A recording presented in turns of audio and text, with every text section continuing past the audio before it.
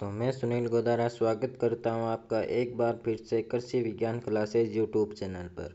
जैसा कि आपके जो बीएससी सेकंड सेमेस्टर है उसमें एक सब्जेक्ट है जिसका टाइटल है फंडामेंटल ऑफ प्लांट पैथोलॉजी, या ऐसे हम फाइटोपैथोलॉजी भी कह सकते हैं या फाइटोलॉजी भी कह सकते हैं। इसमें हम किसका अध्ययन करेंगे कि जो पौधे होते हैं या जो प्लांट होते हैं उनमें जो डिजीज़ होते हैं उनके लक्षण क्या, रोग कारक है, रोग चक्कर क्या है, इन्हें पादप रोगों के बारे में हम इस सब्जेक्ट के बारे में पढ़ने वाले हैं। और ये सब्जेक्ट बहुत ही आसान और अच्छी होने वाली है और आपकी क्लासें भी बहुत शानदार तरीके से होगी। इस सब्जेक्ट को हम लगभग 13 से 14 क्लासों में कंप्लीट कर लेंगे। और ये आज की जो हमारी पहली क्लास है इसमें हम जो इंट्रोडक्शन टू प्लांट पैथोलॉजी यानी जो प्लांट पैथोलॉजी होता है इसका हम इंट्रोडक्शन देखेंगे, यानी सामान्य जानकारी देखेंगे। इसमें concept of disease in plant यानी रोग के क्यों होते हैं, पौधे में क्या क्या कारण होते हैं, कौन से रोग कारक होते हैं, कौन सा रोग चक्कर होता है, इसके बारे में हम आज की क्लास में जानेंगे। और यदि आपने हमारी जो पीछे अन्य सब्जेक्ट जैसे लाइववुड और एंड पोल्ट्री मैनेजमेंट वो सब्जेक्ट हमारी कंप्लीट हो चुकी है और पर्सनालिटी डेवलपमेंट वाली सब्जेक्ट भी हमारी कंप्लीट हो चुकी है। यदि आपने उनकी क्लास नहीं देखी है और आप देखना चाहते हैं तो आप जो कृषि विज्ञान क्लासेज यूट्यूब चैनल है उसकी प्लेलिस्ट में जाकर भी आप ये जो पीछे क्लासें हो चुकी है वो देख सकते हैं। और यदि आपके पास जब भी कृषि विज्ञान क्लासेज यूट्यूब चैनल पर क्लास अपलोड होती है और आपके नोटिफिकेशन नहीं आता है तो इसके लिए आपको केवल चैनल को सब्सक्राइब और बेल आइकन को प्रेस कर लेना है। फिर जब भी कृषि विज्ञान क्लासेज यूट्यूब चैनल पर क्लास अपलोड होगी तो आपके पास सबसे पहले नोटिफिकेशन आ जाएगा।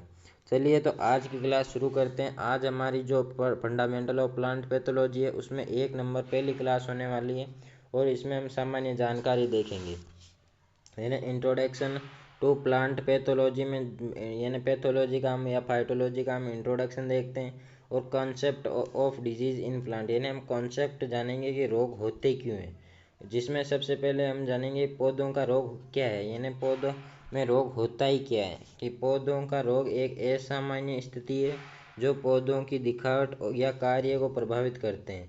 यानी जो रोग होते हैं, पौधों के जो रोग होते हैं वे एक असामान्य स्थिति है।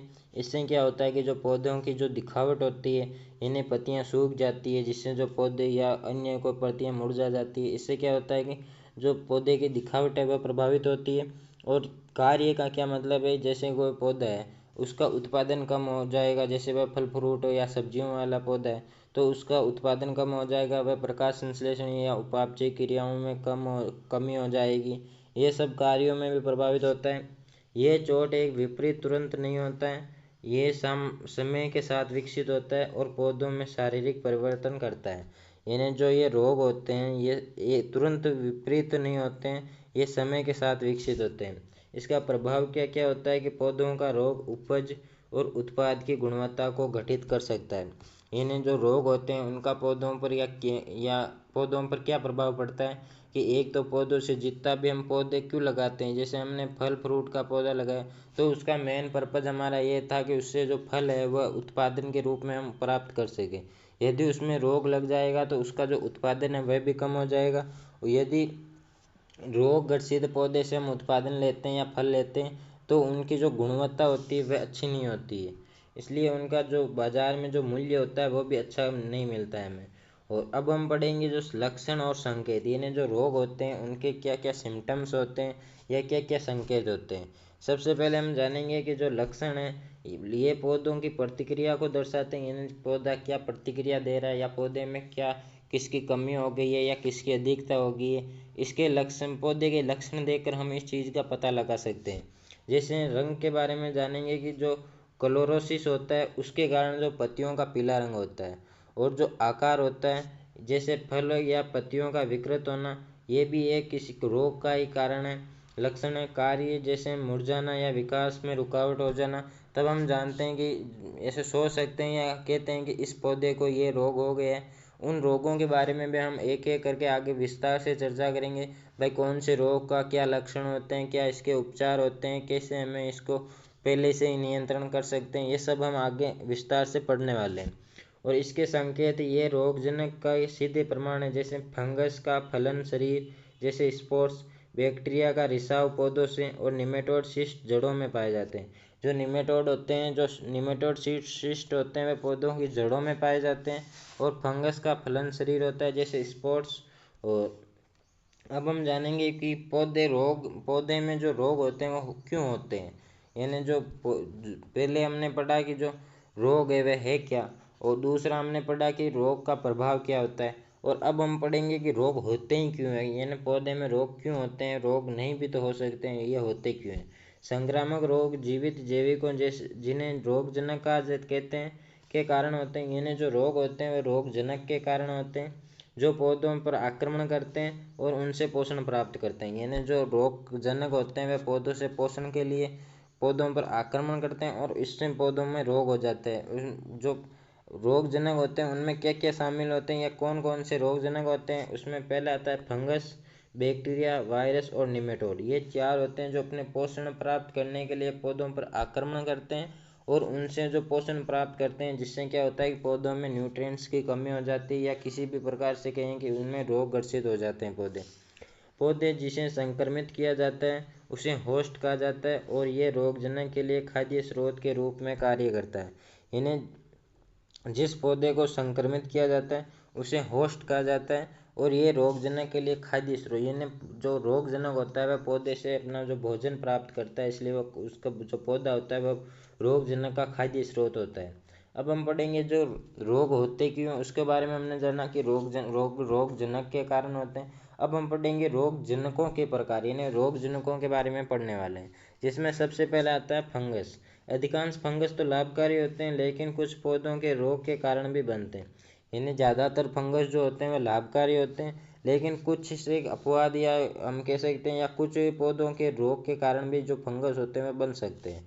इनमें क्लोरोफिल नहीं होता है, यानी ये प्रकाश संश्लेषण या स्वयं अपना भोजन नहीं बना सकते। ये हाइपे यानी सूत्राकार रेशे से बने होते हैं। ये स्पोर्स के रूप में प्रजनन करते हैं। यानी स्पोर्स क्या होता है ये भी आपको विस्तार से आगे पढ़ना है।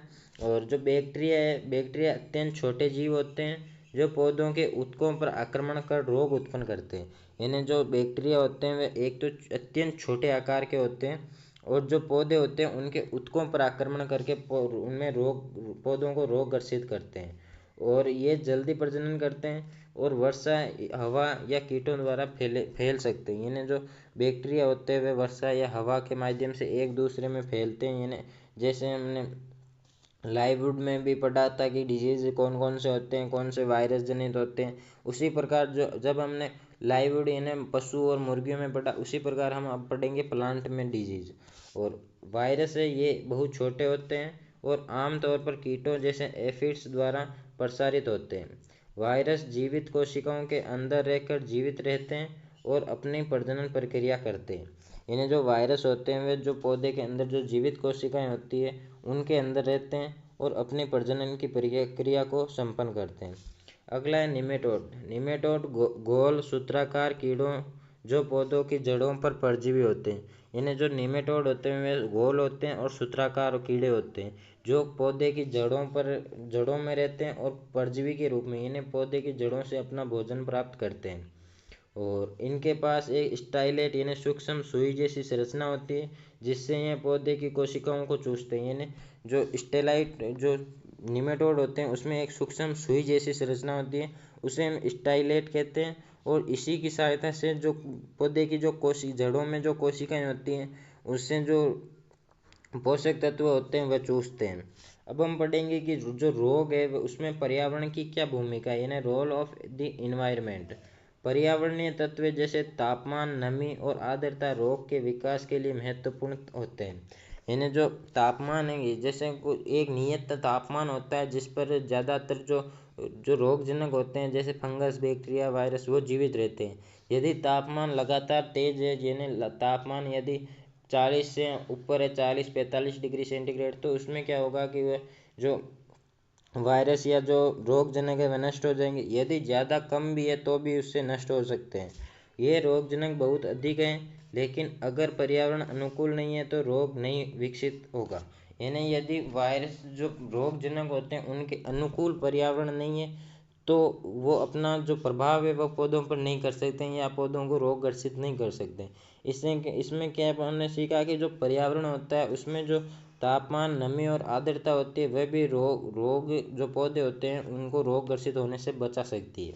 और अगला है रोग त्रिकोण, यानी 3 आवश्यक तत्व होते हैं जिनकी मौजूदगी रोग होने के लिए जरूरी है। यानी 3 ऐसे आवश्यक तत्व होते हैं, जब भी रोग होगा तो ये तीनों आवश्यक तत्व होने आवश्यक है। इनकी उपस्थिति में ही रोग होते हैं। जैसे अगला आता है होस्ट, जिनमें आता है पहला आता है होस्ट। ये एक पौधा जो रोगजनक के प्रति संवेदनशील होता है। यानी एक पौधा है जो रोगजनक के प्रति संवेदनशील होता है। दूसरा आता है रोगजनक, वे जीवाणु या तत्व जो रोग का कारण होता है। तीसरा आता है पर्यावरण, ये वातावरण जो रोगजनक के प्रसार और पौधों पर आक्रमण के लिए अनुकूल होते हैं। यानी इन जो 3 तत्व होते हैं ये यदि अनुकूल होंगे जो रोगजनक है उसके लिए, तभी पौधे को रोग ग्रसित कर पाएगा। अगला है रोग चक्र। रोग चक्र क्या होता है कि रोगजनक के कैसे पौधों को संक्रमित करता है और कैसे रोग जो पौधे होते हैं उसमें आगे से आगे या ज़्यादा से ज़्यादा फैलता है। पहला आता है रोग जीवित रहना। रोगजनक मिट्टी, फसल अवशेष या विकल्पित मेजबान पर जीवित रहते हैं। इन्हें जो रोगजनक होते हैं मिट्टी में जीवित रह सकते हैं, या जो फसल के जो अवशेष हम जो खेत में छोड़ देते हैं उससे भी वे जीवित रह सकते हैं। और इनकुलम उत्पादन, यानी रोगजनक स्पोर्स या अन्य प्रजनन संरचनाएं बनाता है। यानी जो रोगजनक होता है वह स्पोर्स बनाता है या अन्य जो ऐसी प्रजनन संरचनाएं बनाता है जिनसे उनका प्रजनन तेजी से हो। अगला आता है प्रसार। रोगजनक हवा, वर्षा, कीटों और कृषि उपकरणों के द्वारा फैलता है। यानी जो रोगजनक होता है वह किसके माध्यम से फैलता है। अगला आता है संक्रमण। रोगजनक पौधों में प्राकृतिक उद्घाटन और घावों के माध्यम से प्रवेश करते हैं। यानी जैसे पौधे में कोई घाव हो गया तो उसके माध्यम से जो रोगजनक है वह पौधे के अंदर प्रवेश करते हैं, या जो प्राकृतिक उद्घाटन होता है उससे भी वह उसके अंदर प्रवेश कर सकते हैं। लक्षण है कि संक्रमण के परिणाम स्वरूप पौधे में दृश्य परिवर्तन होते हैं, जैसे मुरझाना, धब्बे या रंग में बदलाव। यानी जो लक्षण में क्या है कि हम देखते हैं कि पौधे को बाहरी लक्षणों से देखकर हम पता लगा सकते हैं कि इसमें कौन सा रोग होगा। इन्हें जो नींबू का कैंकर रोग है या जो बाजरे का अर्गट रोग है उनका हम बाहर से देखकर पता लगा सकते हैं कि ये किसके कारण हुआ है। और इनके बारे में हम आगे विस्तार से जानेंगे। और इनकुलम और इसका प्रसार, यानी इनकुलम वह संक्रमित भाग होता है जो रोग का कारण बनता है, जैसे स्पोर्स या बैक्टीरिया। इनकुलम के स्रोत हो सकते हैं जैसे फसल अवशेष, मिट्टी, और क्या क्या हो सकते हैं कि जो घास के मेजबान होते हैं वे भी हो सकते हैं और बीज भी हो सकते हैं। और इनकुलम जो होता है वह किससे फैलता है, हवा, पानी, कीटों और मानवों से ये जो इनकुलम होता है यानी जो स्पोर्स होते हैं वे फैलते हैं। अगला है कि रोग की द्वितीय चक्कर, यानी जो कुछ रोग के एक से अधिक चक्कर होते हैं, खासकर पत्तियों पर उन वाले रोग। फोलियर डिजीज चक्कर की संख्या इस पर निर्भर करती है कि रोगजनक किस प्रकार का है, होस्ट पौधे की संवेदनशीलता, पर्यावरण स्थितियाँ कैसी है। यानी जो रोग की द्वितीय चक्कर में क्या होता है कि जो रोग होते हैं एक से अधिक चक्कर में पौधों को प्रभावित करते हैं। और ये किस पर निर्भर करता है कि पौधे में एक से अधिक रोग चक्र हैं। एक तो वे जो होस्ट पौधे होते हैं उनकी संवेदनशीलता पर निर्भर करता है, और यदि पर्यावरण वायरस या रोगजनक के अनुकूल है तब भी वह उसकी द्वितीय जो रोग चक्र है वह आने की संभावना ज़्यादा रहती है। अगला और लास्ट है मौसम के बीच रोगजनक का जीवित रहना। यानी रोगजनक एक मौसम से दूसरे मौसम तक जीवित रह सकते हैं। ये कहाँ रहते हैं, मिट्टी में रहते हैं, फसल अवशेष, घास के मेजबान और बीज या पौधों के शाखीय भाग में ये एक मौसम से दूसरे मौसम तक जीवित रह सकते हैं। ये आज का हमारा जो टॉपिक था इंट्रोडक्शन ऑफ प्लांट पैथोलॉजी, यानी इसमें हमने जाना कि रोग क्यों होते हैं, रोगजनक क्या होते हैं, और जो ये जीवित रहते हैं वह क्या होते हैं, पर्यावरण का रोग होने में क्या महत्व होता है, और भी हमने अनेक सी बातें जानी। और आशा करता हूँ कि आपको क्लास अच्छी लगी होगी और आपने साथ साथ नोट्स भी बना लिए होंगे। अब अगली क्लास आपको जल्दी मिलेगी, तब तक के लिए धन्यवाद। जय जवान जय किसान।